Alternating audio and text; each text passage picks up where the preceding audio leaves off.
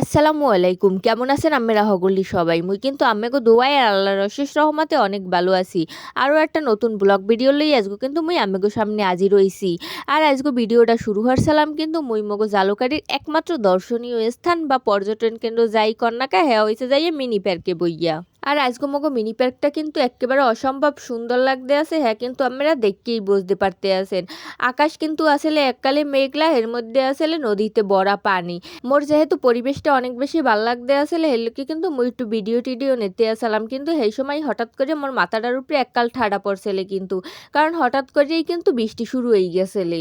কি আর হরমু, মোর লগে যেহেতু মোর আম্মাজানে আসলে মুই কিন্তু দৌড় দিয়ে আম্মাজানরে লইয়ে যাত্রী ছাউনির মধ্যে চলে গেছিলাম, কারণ আম্মাজানরে কিন্তু বৃষ্টিতে ভিজেন যাইবে না, হেলে কিন্তু জ্বর আইবে। কিন্তু যাত্রী ছাউনির মধ্যে যাইয়ে দেয় হে জায়গাও জোলার মানুষ, কারণ ওই দিন কিন্তু আসলে শুক্রবার, আর শুক্রবার কিন্তু এই জায়গায় সবাই কম বেশি জালুকাঠির মানুষ ঘুরতে আয়। মোরাও এরপর মানুষের লগে ঠেলাঠেলি হয়ে কোনোরকম একটু যাত্রী ছাউনির মধ্যে দাঁড়াইছিলাম, বুঝলাম বৃষ্টি মনে হয় একটু পর থামে যাইবে, কিন্তু হেজোলা নামছে তো নামছি, হে মোড়ে থামার নামগন্ধই লইতে আসেল না। যাই হোক, দোষ কিন্তু মগুই, কারণ মোরা কিন্তু আওয়ার আগেই ম্যাক করছেলে, বৃষ্টিও একলাসা হইছেলে, হের পরও কিন্তু মোরা আইছিলাম। কারণ মোর আম্মাজানের যেহেতু বাই হইছে, হে কিন্তু অনেকদিন হসপিটালে আসেলে, আর হের কিন্তু হ্যাঁ ভাল লাগতে আসেল না, হের লগে কিন্তু হের একটু ঘুরতে যাইতে মন চাইছেলে। তাই মুই ওই দিন হসপিটালে যাওয়ার পরই মোরে ধরছেলে ফার্স্ট যা একটু মিনি পার্কে লইয়ে যাও, হ্যাঁ মোরে সারাসারি করতে আসেল না। মুই যেদিকে যাইতে আসলাম এককালে মোর পিছ পিছ সেদিকে দৌড়াইতে আসলে, এককালে মোর লগই ছাড়তে আসেল না, কোন সময় লই যাবা এই জিগাইতে আসলে। এরপর ভাবলাম যেহেতু মাইয়েরাই এত করে কইতেছে যাই যাই একটু ঘুরোই ফিরেই আনি, হের লগে কিন্তু মোরা আজগো মিনি পার্কে আইসালাম। আর বৃষ্টি কিন্তু সন্ধ্যার আগে আগে থামে গেছেলে, এরপর বাইরে গিয়ে মোরা একটু টুকটাক খাওয়া দাওয়াটাও করে লইছিলাম, হেয়ে করে কিন্তু মোরা আবার হসপিটালের উদ্দেশ্যে রওনা দিয়েছিলাম, কারণ ওরা কিন্তু আইজও হসপিটালে থাকবে।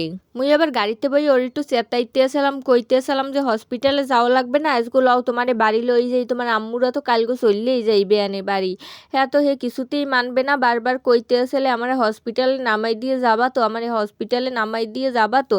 এরপর আবার মুই কইতে আসলাম হসপিটালের রাস্তার সামনে তোমারে নামাই দিয়ে যামু, এরপর তুমি একলা একলা যাইও আর মুই বাড়ি চললে যামু আনে। হ্যাঁ হুন্নে তো হের আরো বেশি ভয় লাগতে আসলে, হে কইতে আসলে না ওজার দিয়ে আমার কেউ দরজে লই যাইবে, তুমি আমার একটু হসপিটালের রুমেই নামাই দিয়েইও, এরপর তুমি বাড়ি চললে যাইও। মুই এবার ভাবলাম থাক, মাইয়েটায় যেহেতু ভয় পাইতে আছে, মাইয়েটারে আর টেনশন দিয়ে লাভ নাই, হের সে সত্যি কথা কইয়ে দিই। এরপর কিন্তু কইছিলাম না তোমারে আমি কিন্তু হসপিটালে তোমার আম্মুর ধরে দিয়ে এরপরই বাড়ি যাবো। হেয়ে কইতে কইতে মোরা কিন্তু হসপিটালের সামনে পৌঁছাইয়াও গেছিলাম। আর হসপিটালের সামনে নামছি পর তো হে মহা খুশি, হে একেবারে আনন্দে আনন্দে কিন্তু রুমের মধ্যে এল্লাই অ্যাডে যাইতে আসলে।